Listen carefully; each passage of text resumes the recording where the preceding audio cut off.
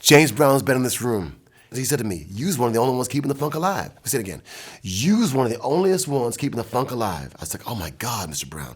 You don't call him James, you call him Mr. Brown."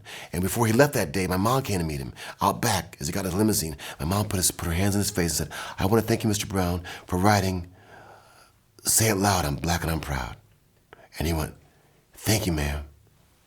Thank you, ma'am. Thank you, ma'am."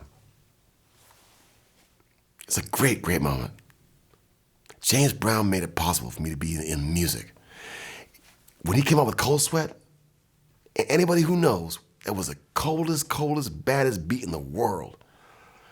And if you were a musician, you had to know Cold Sweat. If you couldn't play Cold Sweat, you couldn't hang. That's how bad James Brown is, man. You gotta be down with his music. And I am. And I worked with him in this room twice. I'm very, very proud. And when he recorded in here, we have cue cards. I hold the big cue cards. Whatever he was gonna say, I hold the cue card and throw it away, have the next cue card. Whatever he was gonna say, throw it away, have the next cue card. And he was always beautiful and immaculate. And he just met it with his wife, the Pope. He was all happy that he got a chance to meet the Pope with his wife.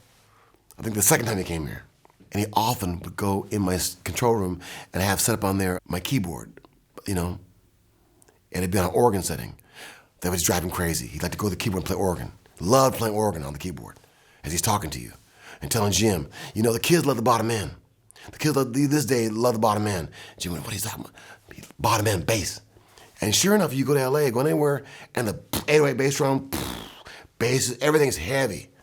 James predicted that way back. He's a really cutting edge cat, man.